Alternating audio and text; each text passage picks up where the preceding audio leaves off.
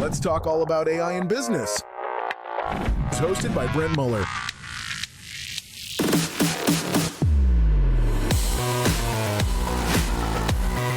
Welcome to the Future Proof Podcast.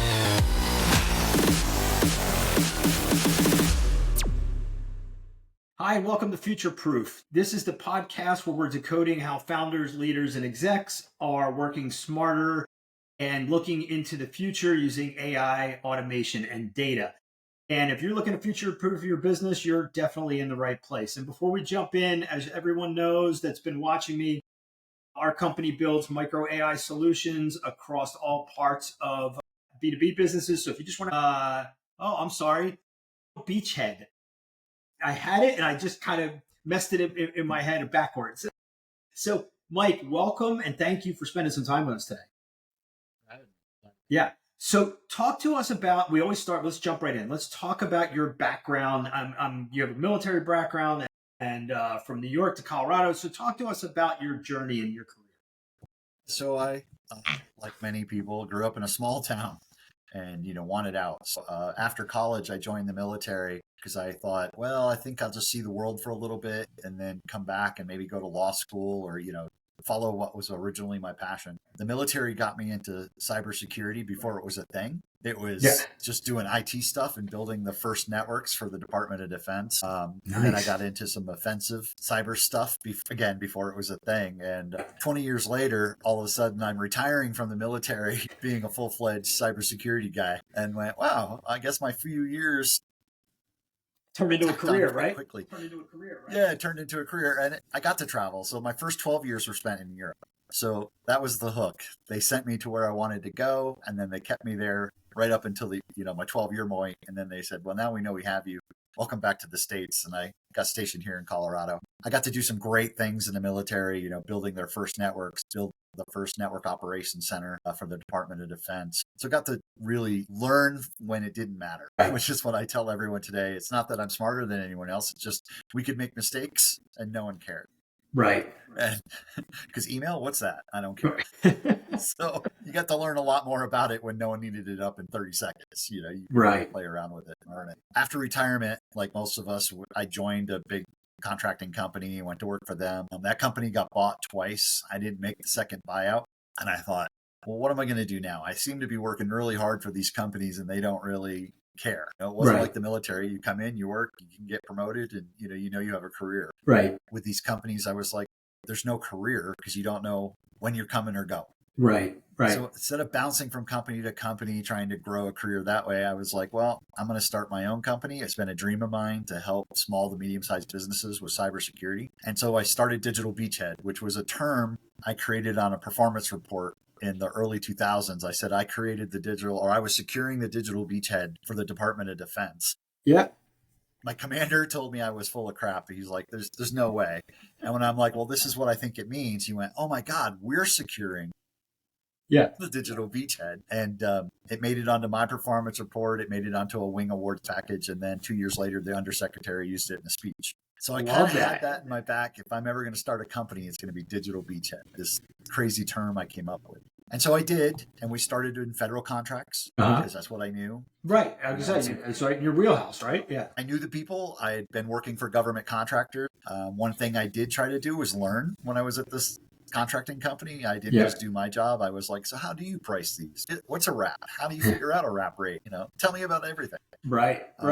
So when I went out into my own, I'm like, okay, I have spreadsheets on how to build a pricing model, all these things you need when you're bidding a contract. Before ChatGPT, right, which could help you do it really fast, right? Yeah. Right. Yeah. Same thing. It's almost unfair right now, right? I totally get it. Yeah. Same thing when I learned IT. I teach at the University of Boulder for cybersecurity. And I tell my students, when I was learning, we didn't have Google and ChatGPT to my computer did this, tell me how to fix it. I said, I had to read 4 books to figure out what was going wrong with the computer system. I used to start with all the dummies books, right? Like, all right, at least just teach me the basics at least, right? Yeah. Exactly. And we didn't even have dummy books. We had the O'Reilly technical series that, oh my God, you'd fall asleep trying to solve a problem. Yeah. You didn't have. And so the one thing I've learned in business right now is to always be able to pivot and grow. Yep. So I found with the federal contracts, while they seem lucrative, you have to have a lot of them to actually make money. They're great for revenue, bad for profit. Yep. So I pivoted into then helping the companies who were working for the Department of Defense get their cybersecurity in order. So Yep. basically, I am helping the Department of Defense contractors that I used to be meet their cybersecurity needs. And along That's that path, fantastic. I pivoted. Instead of doing projects, I moved into the virtual fractional CISO, where I become part of their team. So my team is their team. They don't have to worry about having a person in the corner office that's getting paid tons of cash to work, 50% of the time doing cyber strategy. Yeah. We do it fractionally. It's so funny you said that. We kind of did that. We pivoted into kind of fractional chief AI officer, right? For the same thing. It's like, how do we help more companies, but do it where we're teaching their team how to do it, right? And you're doing the same thing, which is a phenomenal model. I really believe this is going to really help, companies take off and go faster. Yeah, if you're not a Fortune 500 company where you can lay down big money to have someone that's all their job, Right. But you need to keep up, right? We have to keep up with technology. 100%. So the fractional model really helps that, especially on new tech like AI. Yeah, no doubt. All right, so tell me about, so you started Digital Beachhead, and tell me about so now I know what you're doing, but tell me about your vision. Like, how do you envision growing this, and what are you seeing in the industry, right? Like, what's changed? I would imagine lots. Yeah, lots is with cyber. It changes. I say at the speed of light, and then regulatory comes in at the pace of a snail, and then we're in the middle, trying to balance what the rules are with what's out there and what's possible. Without locking the whole company down, right? Exactly. Well, yeah, I always say the most secure computer system is the one encased in cement and buried in my backyard. It's not going to do me any good, but I don't think anyone's going to get to it. Right. So, right. You have to find that balance, which is what we do in that vCISO fractional role. Is we're kind of like the translators between the tech guys and the executive suite to be able to say, this is why, this is your return on investment for this technology. This is what you can get out of it. The biggest vision I have for the future is the Department of Defense, when I talk about regulation, has just recently passed a regulation that all defense contractors have to get assessed at a certain cybersecurity. I didn't know that. Okay. Yeah, it's called the CMMC, the Cybersecurity Maturity Model Certification Program. It got signed into law December last year. Okay. And so we immediately pivoted and figured out what we needed to do. And now we're one of 70 official authorized certifiers for the Department of Defense. And there's 150, 200,000 defense contract companies, and there's 70 of us now that are available to do the assessments. So the future vision in my year and a half is going to be, okay, we have to build this whole assessment model, Right. We've got our normal workflow, but now we just built a whole new, operations, if you will, under the company to do assessments. And in the future, speaking of AI, that's both my biggest fear and joy. The fear is AI, if used improperly, can give up all your data if you don't know where it's going and how you're using it. You joke ChatGPT, but if I put into ChatGPT, hey, here's my corporate secret sauce, give me a program on how to describe that to my coworkers, I've given up my secret sauce into an unsecure chat engine that I probably shouldn't have. Right. Absolutely. So finding that balance. There's a balance, right? There's data, that's fine to go through AI, right? But there's intellectual property that needs to be ring fenced for sure. Right. And I think with new tech, people get excited and just, I'm sure you see it in your business. I need AI. Well, for what purpose? What are you doing with it? I don't know. Everyone has AI. I need AI. Yeah, exactly. And if they're not guided right, they could buy the wrong product or do the wrong thing or, find out, we can save a buck and use the free version. Right. Yeah. The answer to that is no. Right. Again, AI needs a whole strategy around it. So totally get it. And as a cyber company, we feel the same, Right. So we would be working with like your company to say, okay, what does it do? How does it do it? How do we protect it? Because the companies just don't know themselves. They just know it's a cool new term. Right. And the frameworks and the strategy around it are the most important thing, and then attacking it by use case. But it's funny, right? Because if you think about what you do touches all the things that I talk. The emerging tech piece to me. AI is a piece of that, but you go harken back to data, right? And having a data strategy, huge for companies, right? Yep. And then you get into now, we're starting to do the automations. The automations is the first piece of that where you can start to figure out, some data gets to be put through that. Some data really needs some other humans in the loop and making sure that it's protected. And then you throw AI on top of it, which it just accelerates both of those things. And now you're like, whoa, okay, we need to put some governance on this and think through it the right way. And that's the snail pace when we think governance, Yes. Right. We're 20 light years ahead. Then the governance comes through and says you need to do something that was 20 years earlier, and you're like, right, that? Right. Yeah, and that's the balance, right, Mike? Right. How do you get the governance boards within any company to, let alone regulatory, right? Regulatory, they're going to be outdated all the time. But if you can navigate around that, but your internal, I was always thinking things are changing so fast. Your governance bodies need to adapt and change that. Otherwise, you're going to slow everything down. So how do you see the balance of that?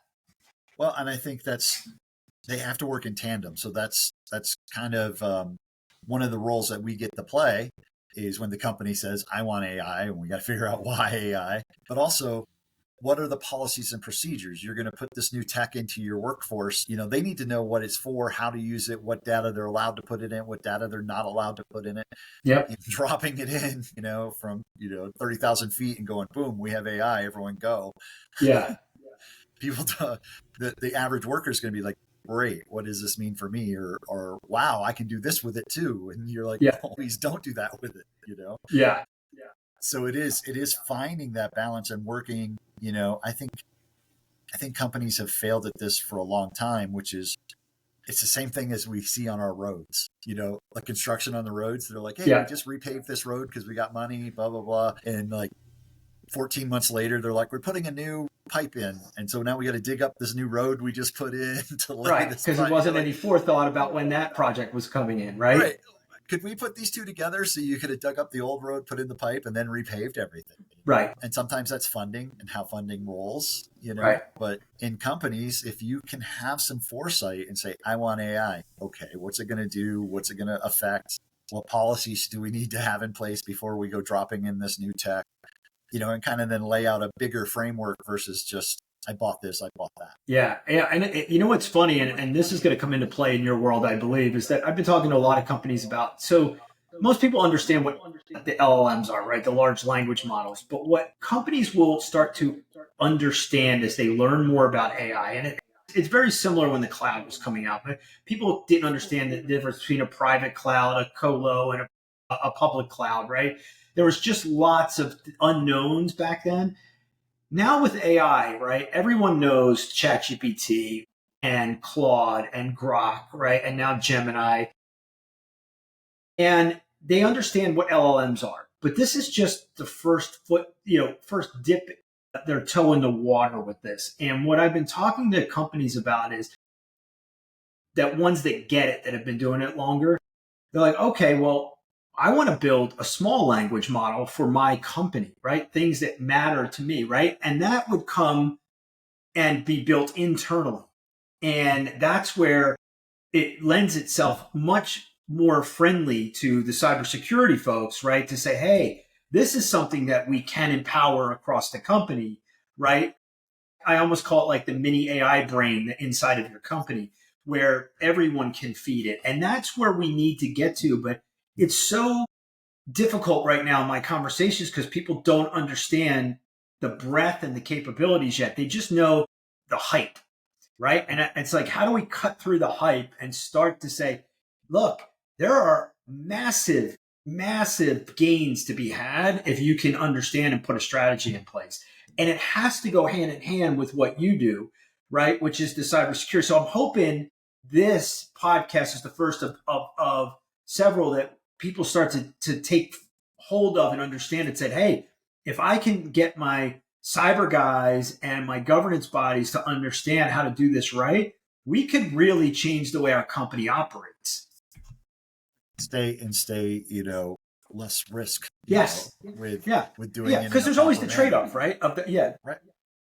And there's a great new product that I've recently been looking into. Speaking of AI and data, this company is building an AI engine that basically looks at all your data sets. So however hundreds of millions of pieces of data you may have in your company, and figuring out when's it's been used. Because we use probably 5 to 10% of the data. Right. Hardly any. Right. And then we spend a ton of money protecting stuff we hardly ever touch, right? Exactly. And so it's going out and doing that analytics for you and then telling you what you can cold storage. Not that you have to delete or get rid of it, but you can lock it away in some cold storage out of touch from, the hackers and everyone else. So even if you do have a breach, I like to say cybersecurity is a myth. If you think you're going to get there, I'm sorry, it's a journey. It's not a destination. But your data set's smaller. Your loss is less, even if you are breached, because you don't have those 100 millions of records that are lost. You get the 5 to 10% that you really are working on in the now. Yep. No doubt about it. So it's a great tool. AI can be, fantastic if put into this, kind of right way of use. Right. And so can you put it into your ecosystem the right way? Can you put the right governance without throttling it all the way down? Right. And then can you put the right business rules around it, to your point about what matters, right? What do we really need to protect? And it's not difficult if you kind of put a mini project around that, right? It's not a difficult thing to do, especially if the tool like you're talking about, if it can go and tell you all the data that's really been actively being used. Yeah. And with any new tool, again, if you just rely on the salespeople, I have a tool, it says it's got AI in it. Right. They're going to tell you just how wonderful it is. Right. But again, that's why Fractional and having someone who knows help you through that process would help. Having the cyber team take a peek and go, so where is this stored? Who is this shared with? Let's get the full picture of what's going on with our data. Working in that kind of combination, like you say, within the governance team, who's like, well, what rules are we going to have to write so our employees know what to do? Is it ornersome? Is it going to be easy to, plug and play? Know that up front instead of just buying the new cool tool on the block or the toy you saw online or the marketing guy got to you. Exactly. And the funny part is, there's so many platforms, more AI tools are coming on the market every day than anything we've ever seen in history of tools. And what's crazy is, and this is what I warn everybody about, is that they could be obsolete within a few months, right? So what you have to figure out is, what are the things you need to help your use case, and really do an evaluation of players that are going to be in there, or build it yourself, right? Yeah, that's always build versus buy. But I think that is where you almost need a committee or a board inside the company to basically look at all angles like you're talking about. But having someone like you on the fractional level really helps them bring that outside. So because what it is, it's almost like, hey, I'm a team member. I have the consulting background of seeing it across a bunch of different companies, and I can tell you the good, the bad, and ugly about a lot of things, right? But I'm not going to be in everything day to day, right? I'm going to be your essential piece where you need. And I love that one, right? That's how we play the same, very similar way. Yeah, and that you brought up an excellent point. The fractional brings not only there's many benefits, one of which is I'm not leaving. I'm not going to find a better job. Right. I have other jobs, right? That's what we do. We're fractional. So I'm not going anywhere. We have a team. And to that point, we have other clients. So we see things across a spectrum of different, and that's the huge value you bring to each of those clients, right? Is that expertise from the other clients. Right. We see a client that has a cyber issue. We immediately can tell all the other clients, hey, this is happening. We don't go into details of what client and how it happened, but hey, this new attack vector is coming into play. We've seen it. This is the damage. This is how it works. So we need to protect you now because it's going, it's live. Absolutely. If you look out, the next 12 to 18 months, where do you see the biggest opportunities and the biggest risks? So I think for us, the opportunity is that DoD assessment stuff. But for general and companies, I think the need to move to some sort of AI, it's going to be, crucial because it can actually save, and it's not replacing people. So like in the cybersecurity, AI Yeah. can go through data so rapidly. It can find trends. And so that's where I see it going within cyber is, we look at all these logs and we have these log, collection tools, and we set rules that, if you log in after 10, PM, send an Yep. alert.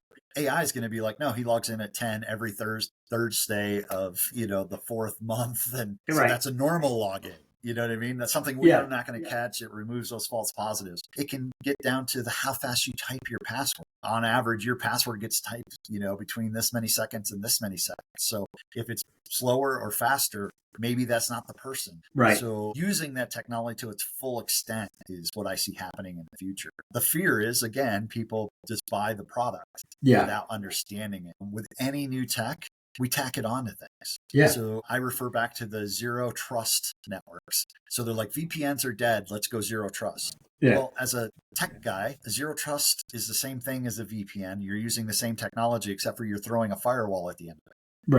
Right. That you control. So you now have more control. I get it. That's your zero trust, but it's really a zero trust VPN. Right. But no, we want to rename it. Right. So it's ZTN, and it's better than a VPN. And marketing guys go nuts, no. Get rid of your VPN. You need a ZTN. Right. Like, right. What am I getting really? Right. Exactly. And unfortunately, the AI tool landscape will be 10 or 100 times worse, right? With use cases like that, right?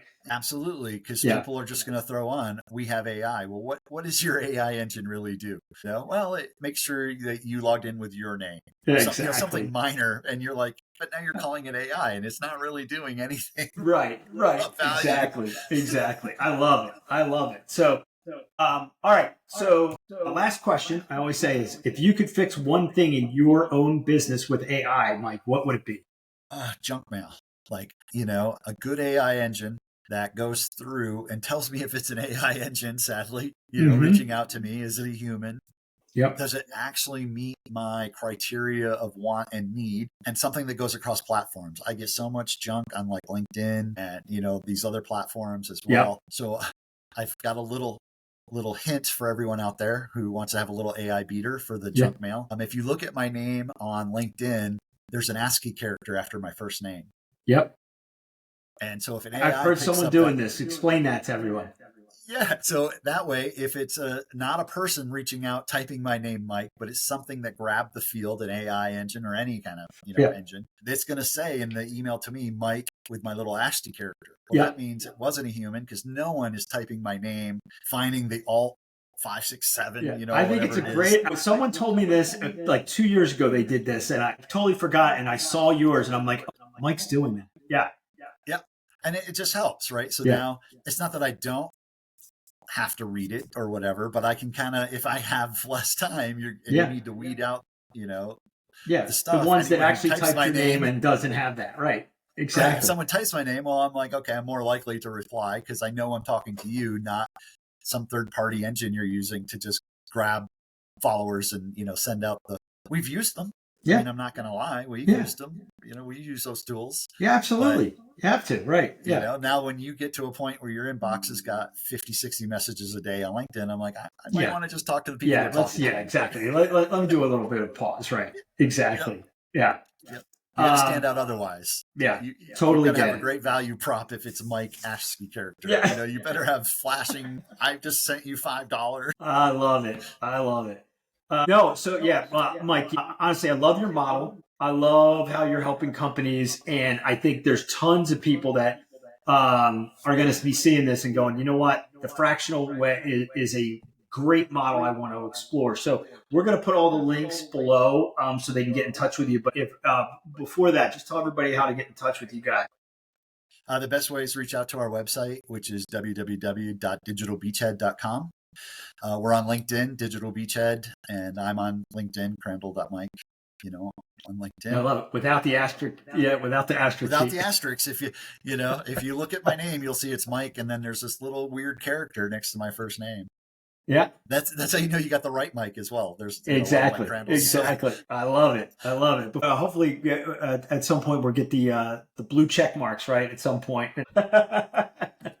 Well, yeah, because you also have to weed out those I don't know if you're getting them, but as a cyber threat that's coming in, Yeah. hey, loved your profile. I would really be interested in learning more about you and all your experience. And I'm like, Right. what is this? Is not a dating site. This is Right, not a friendship site. This is a business site. Whoa, pump the brakes. Exactly. Yep. Well, Mike, thank you so much for spending time with us. I think the insights on the cyber stuff is really, really important because I think we haven't had a lot of folks on the cyber side. And I just think that it's something that everyone's going to explore as AI becomes more prolific, and the adoption rate is going to go through the roof over the next 3 years. Yep. And I think that this is a crucial aspect to get right. And so I hope people reach out and have conversations with you about, how to do this the right way. Thank you. Yeah. AI is the next it, right? It's the new thing that's coming in. So we got non-negotiable, right? So everyone just better buckle up and get on board because, you better use it or you're going to lose, a boatload of market share. But doing it the right way, like we just talked about, is imperative. So, again, thank you, Mike. I really appreciate it. And thank you for spending some time with us. And for everybody else, we will look out for our next episode and we will talk to you then. Thanks, guys. If you're ready to embrace change and lead with innovation, be sure to subscribe and never miss an episode. Thanks for tuning in to the Future Proof Podcast.